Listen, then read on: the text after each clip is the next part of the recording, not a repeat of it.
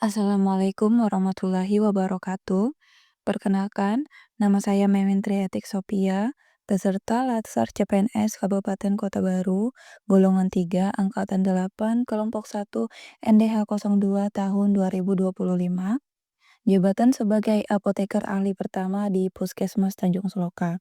Di sini saya akan memaparkan analisis isu atau masalah efektivitas kinerja berdasarkan tupoksi kerja. Tugas pokok dan fungsi, melaksanakan praktek kefarmasian yang meliputi penyusunan rencana praktek kefarmasian, pengelolaan sediaan farmasi, alat kesehatan dan BMHP, pelayanan farmasi klinik, sterilisasi sentral, pelayanan farmasi khusus, serta penerapan kajian farmakoekonomi dan uji klinik. Referensi.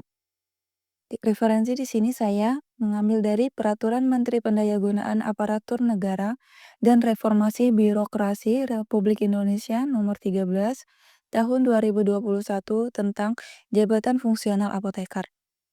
Selanjutnya, uraian tugas apoteker ahli pertama.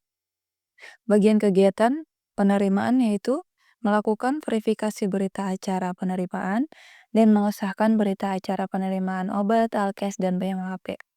Penyimpanan obat dan BMHP sesuai standar, melakukan stok opname setiap akhir bulan, pendistribusian obat dan pembekalan farmasi ke unit-unit pelayanan di puskesmas.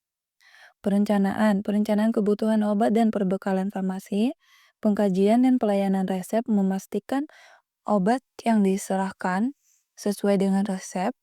Pelayanan dan informasi obat yaitu memberikan informasi kepada pasien mengenai obat yang diterima. Konseling itu memberikan konseling kepada pasien mengenai penggunaan obat yang tepat dan aman. Visit di sini hanya untuk puskesmas yang mempunyai rawat inap.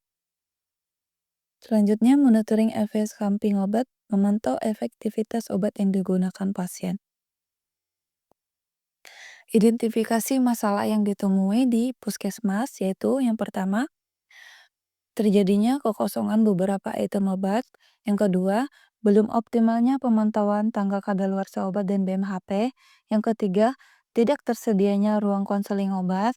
Yang empat, belum optimalnya penataan barang di gudang. Yang kelima, kurang optimalnya pelayanan farmasi klinis. Selanjutnya di sini analisis metode APKL, yaitu A itu aktual, P itu problematika, K itu khalayak, L itu layak. Yang pertama, di sini prioritas utama adalah belum optimalnya pemantauan tanggal kadaluarsa obat dan BMHP. Prioritas yang kedua, terjadinya kekosongan beberapa item obat. Prioritas ketiga, belum optimalnya penataan barang di gudang obat. Selanjutnya, analisis isu dengan USG.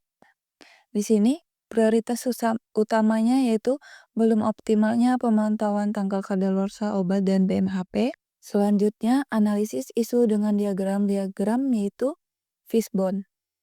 Di sini ada man atau manusia, material, metode, dan mesin.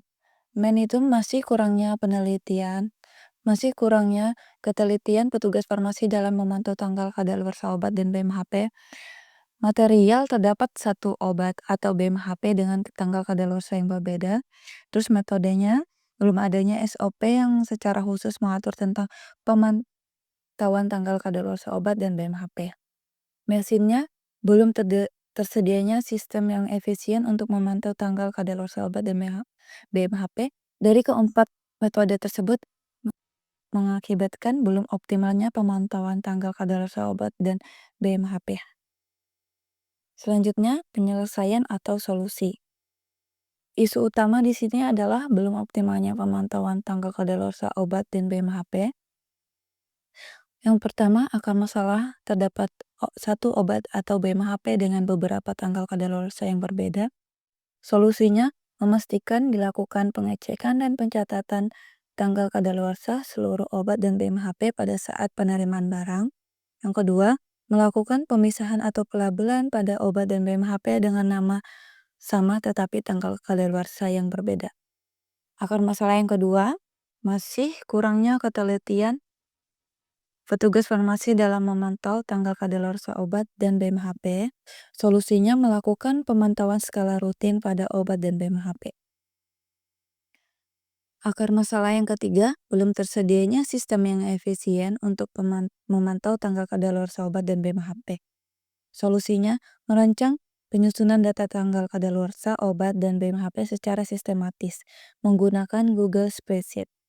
Akar masalah keempat, belum adanya SOP yang secara khusus mengatur tentang pemantauan tanggal kadaluarsa obat dan BMHP. Solusinya, menyusun SOP tentang pemantauan tanggal kadaluarsa obat dan BMHP. Sekian presentasi dari saya. Terima kasih. Wassalamualaikum warahmatullahi wabarakatuh.